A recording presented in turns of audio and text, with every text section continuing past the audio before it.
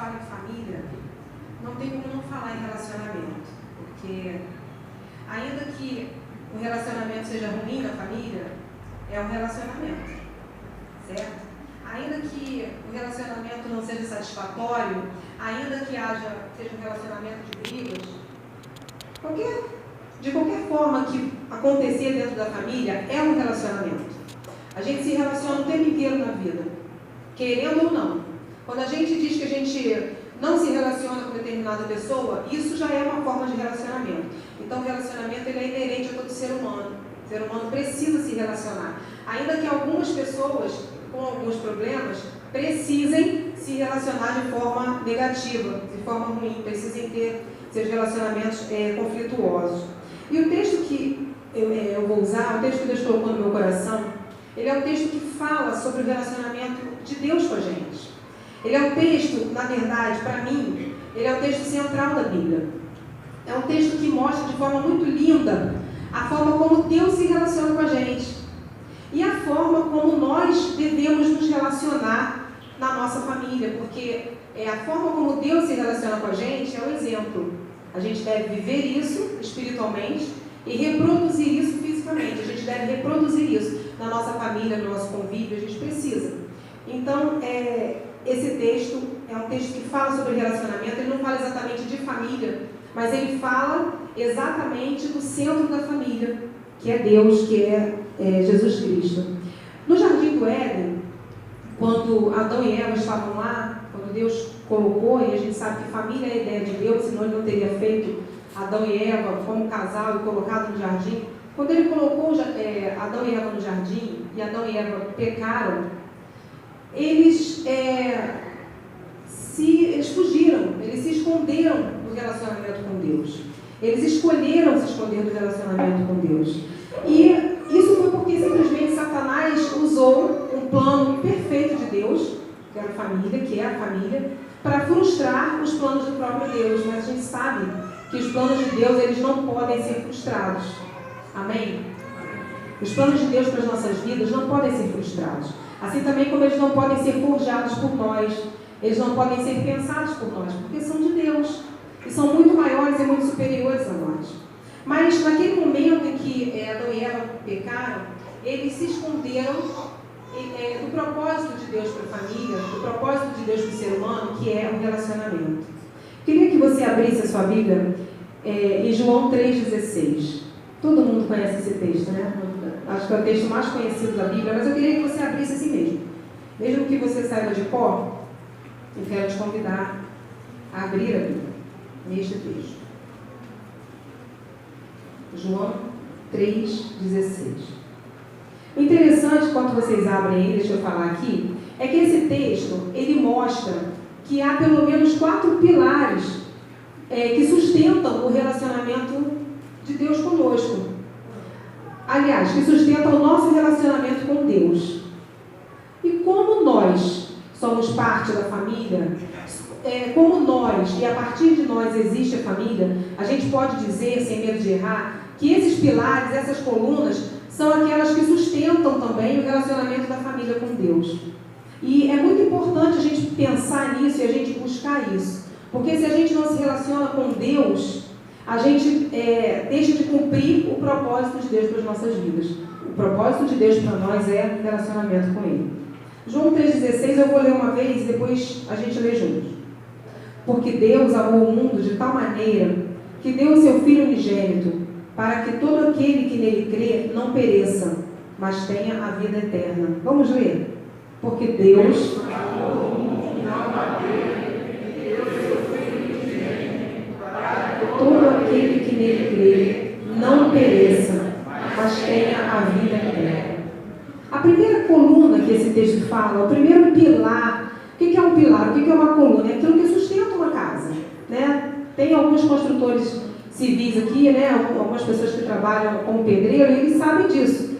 Se uma coluna for mal feita, se uma coluna estiver avariada, se ela não estiver bem posicionada, ela pode rachar, ela pode ruir daqui a algum tempo. Se ela estiver avariada, ela pode causar até o tombamento daquele prédio, daquele edifício, daquela casa que está sendo feita. Então a coluna é aquilo que a gente tem de importante, a nossa própria coluna. Se a gente tiver, a gente viu a Ledia aí, né? Que está andando devagar porque está com a coluna doendo. E se a gente estiver com a coluna, nossa coluna cervical avariada, a nossa coluna cervical machucada, ruim, a gente não vai conseguir andar direito, a gente não se mantém em pé direito. A gente não consegue ficar em pé por muito tempo, também não consegue ficar sentado por muito tempo, também não consegue ficar deitado por muito tempo. Então a coluna é imprescindível, a importância fundamental na nossa vida física, na nossa vida espiritual, na nossa vida emocional, tudo isso. Mas a primeira coluna que esse texto fala aqui para mim é escolha. Quando Deus fala assim, né, quando Jesus fala aqui, que porque Deus amou o mundo de tal maneira, Ele está falando que Deus escolheu amar aquilo que Ele podia destruir. Porque, entendam, Adão e Eva eram criaturas de Deus. Deus fez Adão e Eva do jeito que Ele quis, para aquilo que Ele quis. Mas Ele fez e deu certo, claro, porque as coisas de Deus são perfeitas, mas em determinado momento, aquelas criaturas de Deus, elas resolveram que não queriam mais se relacionar com Ele, se esconderam. Elas resolveram desobedecer, ou seja, elas não estavam cumprindo o papel para o qual foram designadas, para o qual foram criadas. E Deus simplesmente poderia ter destruído, acabado com a humanidade ali, porque era dele. Se a gente faz um arroz em casa e o arroz queima, a gente escolhe, ou pega aquela parte de cima assim, né? Para aproveitar, mas joga tudo fora. A gente que fez é nosso, se a gente não gostar do gosto, a gente pode jogar fora. Deus poderia, a gente é um arroz que queimou. Eu queimei mais um pouquinho, né? A gente é um arroz que queimou. E Deus poderia simplesmente ter jogado a gente fora. Mas Ele escolheu amar a gente, mesmo com o gostinho amargo que a gente fica. Quando o arroz queima, ele fica amargo, fica horrível. E nós ficamos horríveis, nós ficamos amargos pelo pecado. Mas mesmo assim, Deus escolheu se relacionar conosco, mesmo na nossa amargura. Ele escolheu se relacionar conosco, mesmo sabendo que a gente não servia exatamente para aquilo que Ele fez. Então Ele estabeleceu um plano para que a gente continuasse o relacionamento com Ele. E o primeiro pilar desse plano é a escolha. Ele escolheu isso. O segundo pilar, que fala nesse pedacinho aqui, que deu seu Filho unigênito, me diz que é a renúncia. Deus renunciou a si mesmo. Deus trocou o trono de glória, o conforto do céu. Ele trocou a presença dos anjos cantando ao seu redor, e Ele sendo adorado por eles, pela dor do Calvário, pela dor dos nossos pecados. Ele renunciou a si mesmo. Ele renunciou ao seu próprio Filho, e a gente sabe que Jesus é Deus, né? A gente sabe que Deus Pai, Deus Filho, Jesus é o Deus Filho. E Ele escolheu nos amar, e Ele renunciou a si mesmo. E aí, então, Ele já colocou duas colunas nesse relacionamento.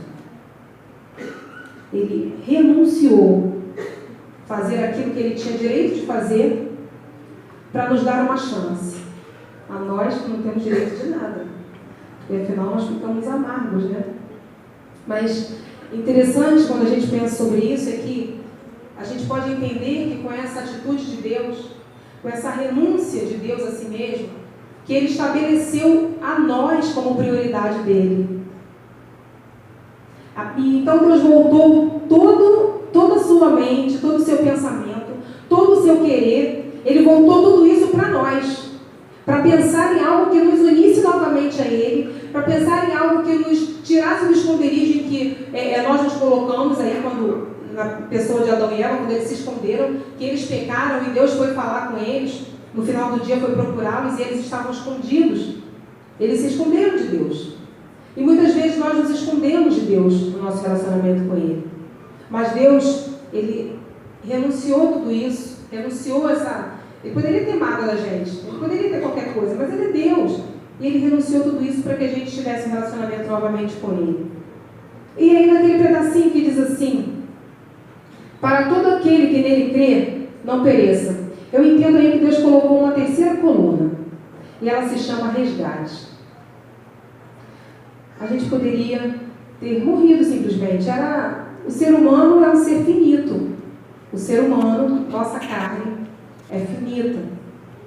Mas Deus, quando Ele escolheu nos amar e Ele renunciou a si mesmo, Ele simplesmente foi ao cativeiro onde nós nos encontrávamos, porque quando Adão e Eva pecaram e eles representavam a humanidade, então nós ficamos presos ao cativeiro chamado pecado. E aí, às vezes, quando a gente fala assim, mas é a salvação, Jesus é a minha salvação, né? Eu preciso de salvação, você precisa de salvação. E as pessoas falam assim, salvação de que eu não estou perdido? Nós estamos perdidos. Sem Cristo, nós sempre estamos perdidos. E o nosso cativeiro é o pecado. É o lugar onde nós nos encontramos, onde o pecado nos esconde, é o lugar onde a gente fica preso e de onde ninguém consegue nos tirar. Imagina uma pessoa que foi sequestrada e tem pessoas desaparecidas aí que foram sequestradas, ninguém sabe onde está. Mas Deus nos achou. Ele foi lá onde nós estávamos escondidos, Ele foi no nosso cativeiro e Ele nos resgatou. Só que Ele não foi lá e nos roubou simplesmente do cativeiro. Ele não foi lá escondido e nos pegou. Não, Ele colocou a cara dele na reta. Simplesmente Ele pagou o preço cobrado por isso. E o preço cobrado foi a própria vida. O preço cobrado foi a vida de Jesus. Então, quando Ele diz que para que ninguém pereça, para aquele que nele crê não pereça, Ele está dizendo aqui que, olha, eu preciso que você entenda que eu te resgatei. Que eu fui no cativeiro, aonde ninguém te viu, da onde ninguém podia te tirar. Eu fui lá e te tirei de lá.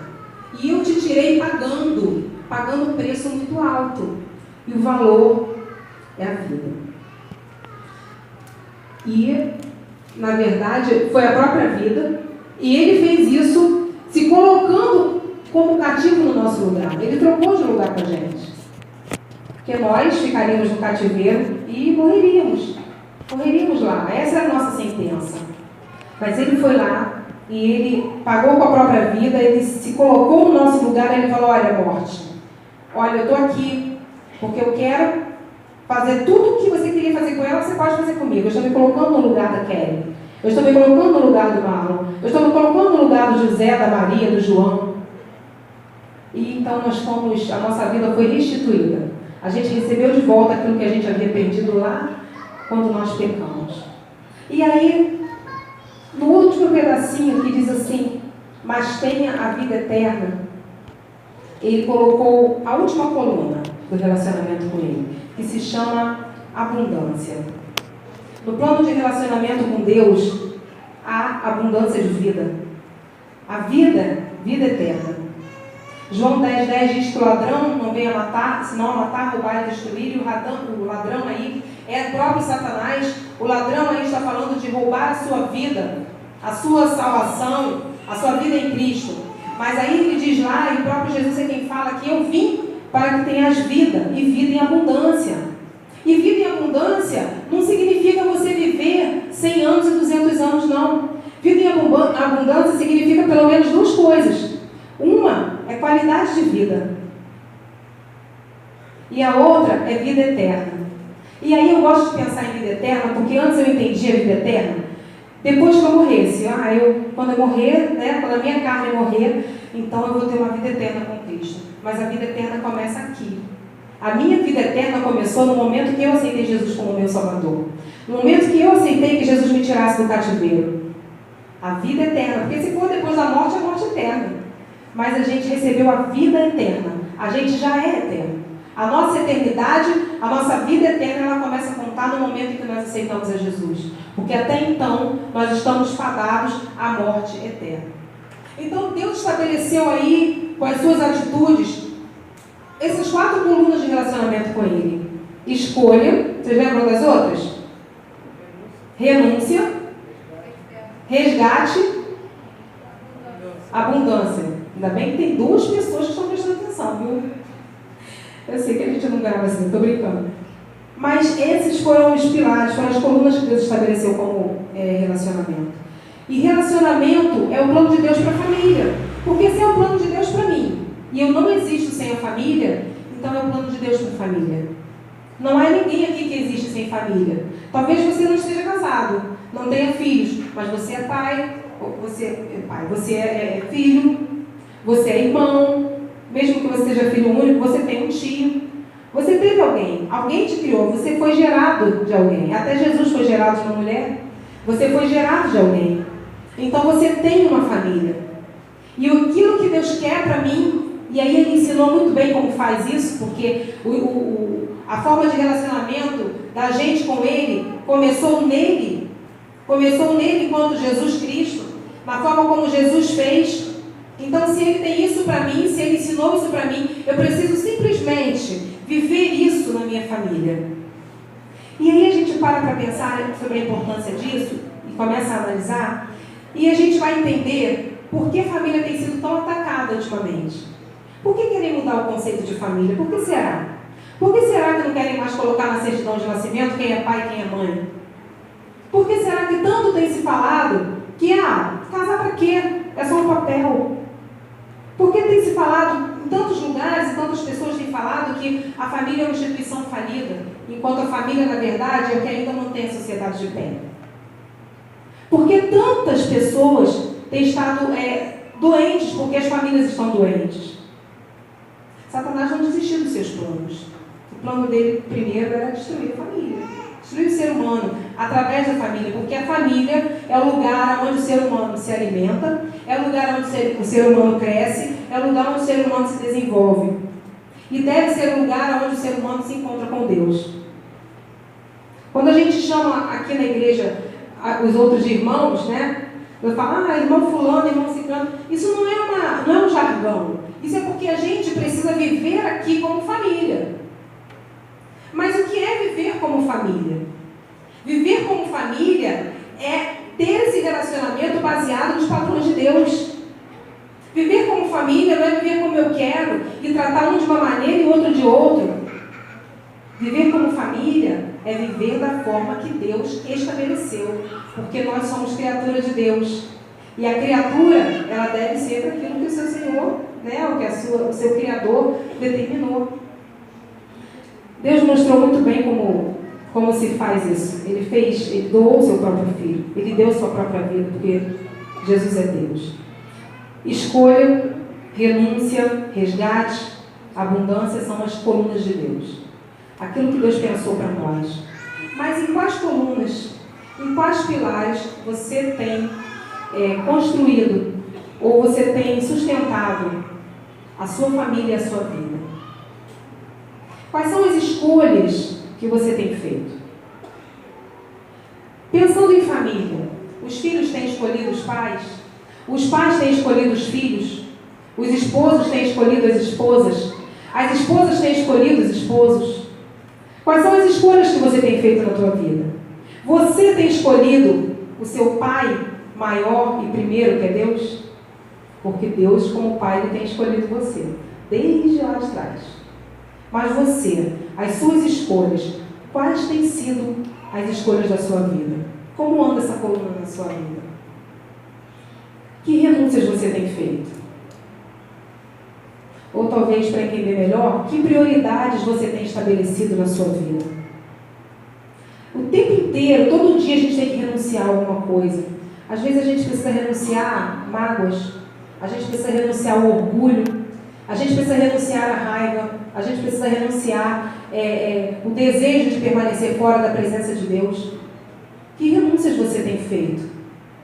Que prioridades você tem estabelecido? Deus nos ensinou que a gente precisa renunciar a nós mesmos e ter como prioridade aquele com quem a gente se relaciona. E o primeiro com quem a gente se relaciona é Deus. Então a nossa primeira prioridade tem que ser o Senhor. Mas depois do Senhor, a nossa prioridade precisa ser a nossa família. A nossa família dentro da nossa casa, a nossa família dentro da igreja, que nós somos extensão da nossa casa. E a sociedade, a família, a igreja é formada por famílias, a sociedade é formada por famílias, e aí talvez se a gente fosse parar para pensar, poxa, há tantas igrejas, há tantas famílias de Deus, tantos pedaços da família de Deus espalhadas por essa cidade, por exemplo. Por que a sociedade está tão falida? Por que a sociedade está tão dolorida, está tão machucada? Por que a sociedade está machucando tanto? Será que a raiz disso não é justamente os relacionamentos mal construídos, os relacionamentos mal alicerçados, onde não se faz escolhas certas, onde não se estabelecem prioridades certas, onde não se renuncia aquilo que deveria se renunciar, onde não se resgata aquilo que se deve resgatar. Que coisas você tem resgatado na sua vida? Você tem resgatado pessoas ou você tem deixado pessoas cativas? Há pessoas que cativam pessoas no sentido de deixar no cativeiro, não no sentido de gostar, não. Há pessoas que mantêm pessoas presas, doentes, tristes, porque há pessoas que têm prazer em magoar. E há pessoas que têm prazer em guardar mágoa. Deus foi lá, na pessoa de Jesus Cristo, no nosso cativeiro, e nos tirou de lá. Mas muitas vezes a gente não quer sair. Às vezes a gente sai do cativeiro e deixa a porta aberta. Deixa aqui uma frechinha, porque na hora que eu quiser eu volto para lá. E às vezes a gente volta com muita facilidade. Eu não sei qual é o teu cativeiro, mas Deus quer tirar você de lá. Aliás, Ele já tirou, porque lá em Isaías 53 fala que Ele levou sobre si as nossas dores, as nossas maldições, as nossas transgressões. Nós não precisamos ser cativos mais de nada disso. Mas esse resgate, ele começa primeiro na gente. A gente precisa se permitir ser resgatado pelo Senhor. E às vezes a gente fala assim, poxa, na minha família tem alguém que precisa de salvação. Na minha família tem alguém que está envolvido com drogas. Na minha família tem alguém que está envolvido com vários tipos de vício. Na minha família tem alguém que não tem Jesus no seu coração. E a gente fala isso e a gente quer que essa pessoa seja resgatada, mas começa na gente. Você tem que ser a mão de Deus ali para tirar a pessoa do cativeiro. Mas a mão que você tem estendido, tem tirado ou tem empurrado? De que forma você tem vivido o seu relacionamento? Sobre que colunas você tem construído os seus relacionamentos? Com Deus, com você mesmo, com a sua família, com a sua igreja. E finalmente que qualidade de vida você e sua família têm tido? Abundância de vida? Fartura de vida? Ou falta de vida? Qualidade de vida ou morte? Você tem sido canal de vida ou você tem sido canal de morte? As palavras que saem da sua boca são para dar vida ou são para matar? E aí a gente vai lá para os 10 mandamentos, onde diz não matarás. E às vezes a gente mata quando a gente fala. Quando a gente pensa, a gente mata. Então, seja canal de vida e não de morte. Eu não sei que colunas você tem, não estou julgando você. O que eu trouxe para você hoje, o que eu trouxe para a gente pensar hoje, foi aquilo que Deus colocou no meu coração.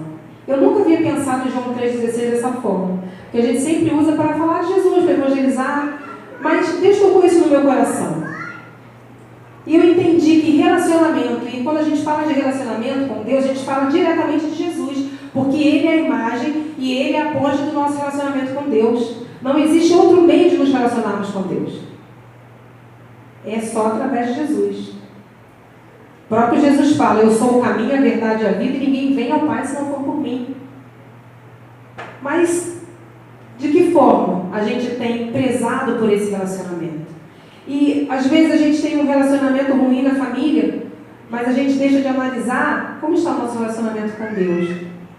Às vezes, a gente tem um relacionamento com Deus ruim, e a gente deixa de analisar também como vai o nosso relacionamento com o nosso próximo. Porque a Bíblia diz assim, que se você não ama o seu irmão a quem você viu, como você vai amar a Deus a quem você não viu? Aí também diz, antes, que a gente deve amar o próximo como a nós mesmos. E aí, como está o nosso relacionamento com a gente? Porque primeiro, então, tem que ser relacionamento comigo, com meu irmão, com Deus. Como é isso? Como tem funcionado isso na tua vida? Como Deus tem falado com você? De que forma você tem ouvido aquilo que Ele tem te mostrado sobre a sua forma de se relacionar, sobre a sua forma de lidar com você mesmo, sobre a sua forma de lidar com o seu pai, com a sua mãe, com o seu irmão, com os seus filhos, com o seu cônjuge?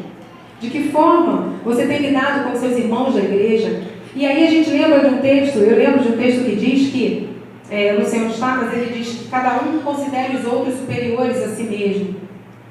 E eu pensava nesse texto, eu não entendia muito. Porque, poxa, então eu tenho que considerar, né, eu tenho que me humilhar e considerar o outro muito melhor do que eu. Mas eu entendi que esse texto é para mim, ele também é para o pastor Daniel. E se esse texto é para o pastor Daniel, ele também é para Christian, para o Lucas, para todo mundo. Então, se eu preciso considerar você superior a mim, você também precisa me considerar superior a você. Isso vai fazer com que a gente olhe de uma mesma forma um para o outro. Isso vai fazer que a gente veja e perceba que nós somos iguais diante de Deus. Porque se eu sou superior a você e você é superior a mim, nós somos iguais. E é assim que Deus nos vê. Mas nós precisamos quebrar orgulho. A gente, às vezes, a pessoa se converte, né, e ela vira santa. Mentira! Isso é mentira! Não é quando a gente se converte, a gente não vira santo, não. A gente deveria buscar santificação o tempo inteiro. Mas a gente se transforma todos os dias. E a gente todos os dias precisa buscar isso. E se no seu coração, na sua mente diz que você não precisa mudar, quem precisa mudar é o outro. Isso é mentira de Satanás. Para que você se mantenha no relacionamento doente, para que você adoeça nos seus relacionamentos. Porque Jesus, ele se fez homem, a Bíblia diz isso. Isso quer dizer que ele sentiu aquilo que a gente sentiu. Mas a Bíblia, e ele mesmo fala sobre a humildade, sobre a necessidade de ser humilde, sobre a necessidade de você ser tão igual, se sentir tão igual como o outro. Então não existe ninguém melhor do que ninguém. Agora, no relacionamento, é preciso haver essas 4 colunas que eu falei. Escolhas, você precisa saber escolher. Você precisa renunciar, ou seja, estabelecer as prioridades certas. Você precisa resgatar e ser resgatado, se permitir isso. E você precisa viver em abundância de vida e ser canal dessa vida abundante. E aí eu quero te perguntar, quais são os pilares, quais são as colunas que você precisa reconstruir?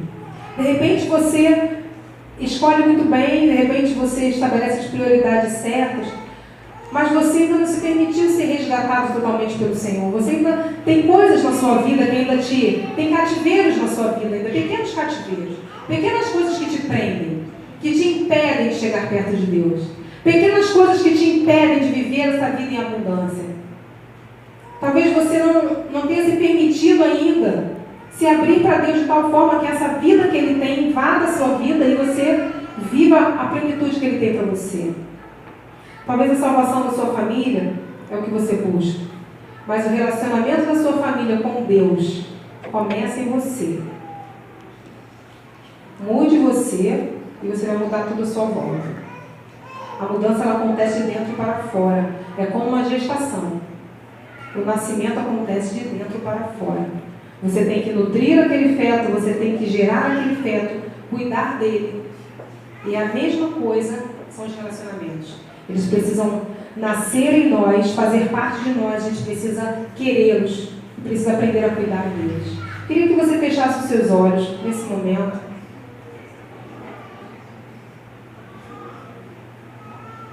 E eu quero te convidar a pensar sobre como você tem construído o seu relacionamento com Deus e com a sua família. Alguém que pode cantar aqui ou tocar, Cristina? E eu queria te convidar a pensar sobre isso e a colocar isso diante de Deus. De repente é muito difícil para você se relacionar com a sua família. De repente é muito difícil para você se relacionar com Deus. Mas Ele está no mesmo lugar, aí do teu lado, pertinho de você. Talvez a escolha que você precisa fazer nessa noite seja pelo próprio Deus. Quem sabe você não tem ainda, não teve um encontro pessoal com Jesus assim, cara a cara, de perto. Quem sabe você ainda não entendeu, não teve contato com Ele tão profundo a ponto de Ele mudar as suas escolhas, as suas prioridades. Ou quem sabe você já teve esse encontro com Ele, mas precisa estabelecer novas prioridades na sua vida. Prioridades espirituais, prioridades emocionais, prioridades sociais, prioridades. Quem sabe você precisa ser resgatado de algum cativeiro particular, algum pecadinho de estimação. Sabe aqueles pecadinhos que a gente guarda para lembrar que a gente pode pecar um dia? se a gente quiser. Ou quem sabe, o que você precisa hoje é experimentar essa vida abundante que o Senhor dá quando a gente se entrega a Ele. Realmente não conheço sua vida, mas a gente está diante de um Deus que conhece todas as coisas. Salmo 139 diz que Deus sonda o nosso coração e que Ele nos vê até quando nós estamos no mais profundo abismo. Ele está conosco lá.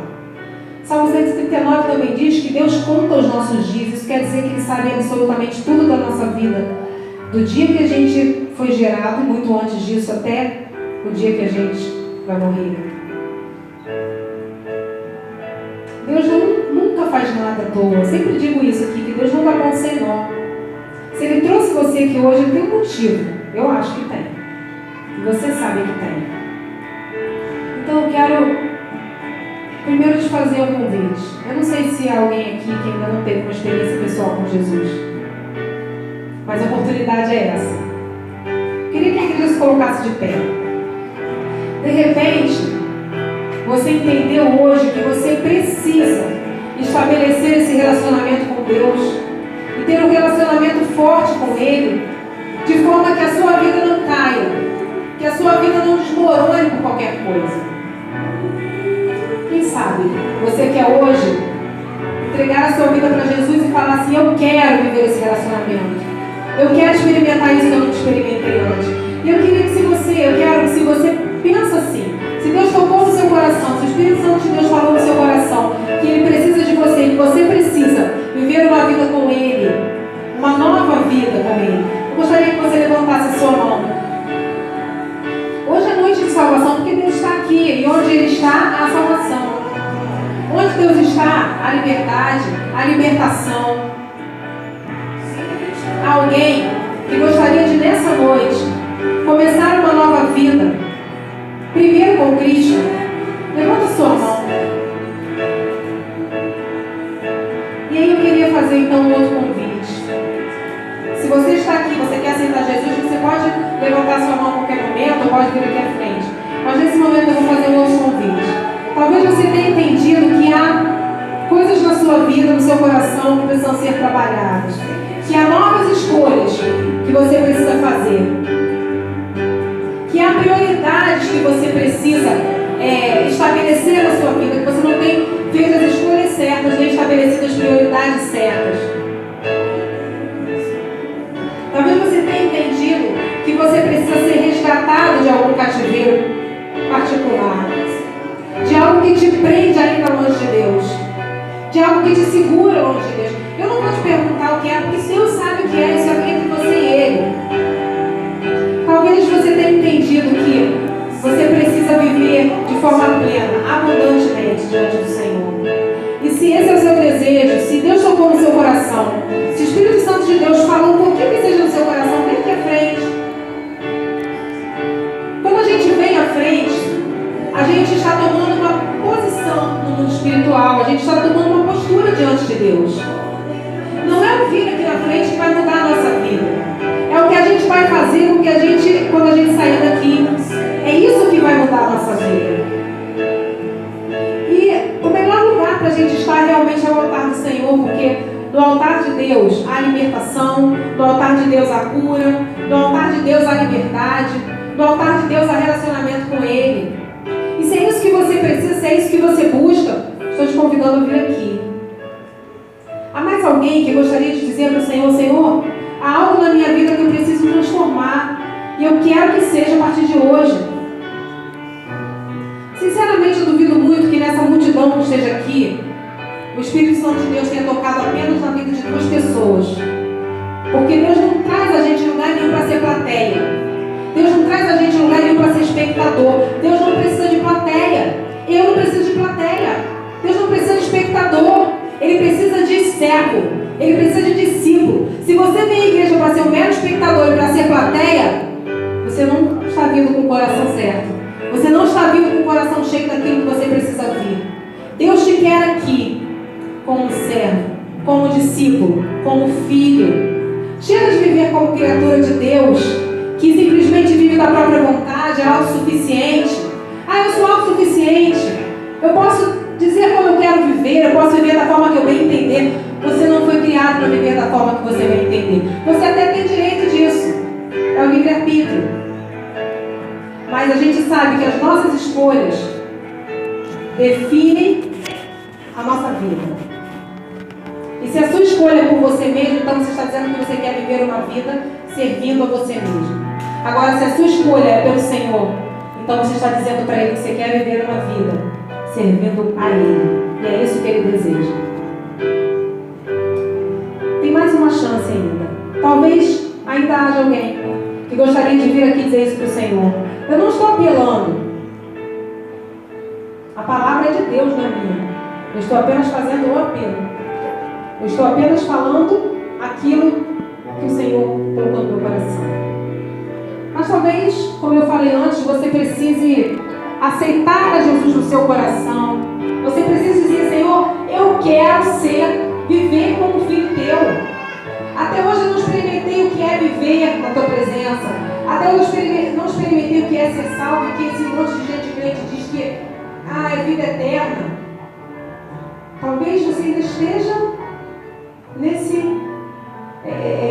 patamar da sua vida, mas eu quero te convidar a subir mais um degrau. Degrau da felicidade, da obediência, da paz. O degrau de viver de acordo com como Deus quer que você viva, de acordo com aquilo que Ele pensou para você, de acordo com a forma que Ele sonhou para você. Alguém que gostaria de aceitar Jesus no seu coração como seu salvador pessoal e dizer: olha, eu reconheço que eu sou pecador e que eu preciso de Deus, que eu preciso ter Jesus no meu coração para me unir a Deus novamente. Alguém? Deixa eu chamar o pastor aqui para orar. Se você sentir esse desejo, mais alguém quiser vir dedicar a sua vida e falar para o Senhor aquilo que está no seu coração, e isso é realmente entre você e Deus, venha. Enquanto o pastor estiver orando, ainda pode vir. E que Deus ministre no seu coração aquilo que você precisa conhecer dele, aquilo que você precisa entender dele, que ele trabalhe na sua vida e que ele te incomode de tal forma que você não consiga pensar em outra coisa. Esse é o meu desejo para você. Porque quando a gente se incomoda com Deus, quando o Espírito Santo de Deus incomoda a gente tem que chegar mais perto dele. Isso é bom demais, né? É o Espírito Santo quem convence do pecado, da justiça e do juízo. Não sou eu, não é pastor, não é ninguém, não é o seu vizinho. É o Espírito Santo de Deus.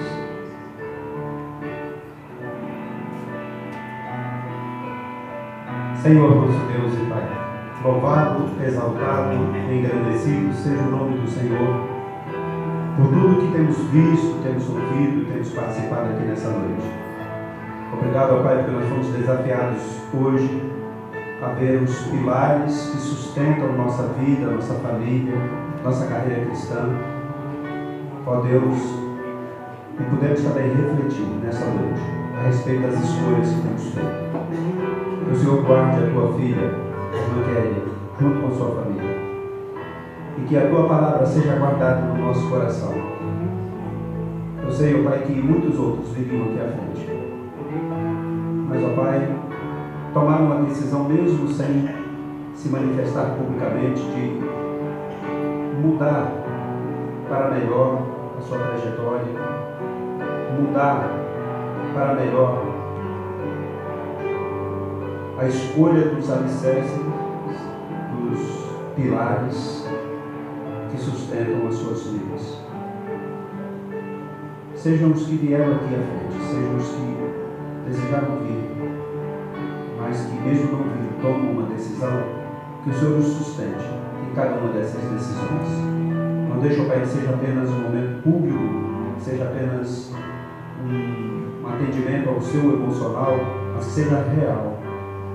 Que haja uma revolução provocada pelo Espírito do Senhor na vida de cada um desses, ó Pai, que tenha atendido ao apelo da tua palavra. Ó Deus, toma cada uma dessas famílias, dessas vidas em tuas mãos, e nos sustente a todos, em nome de Jesus, o nosso Salvador. É assim que oramos. Amém.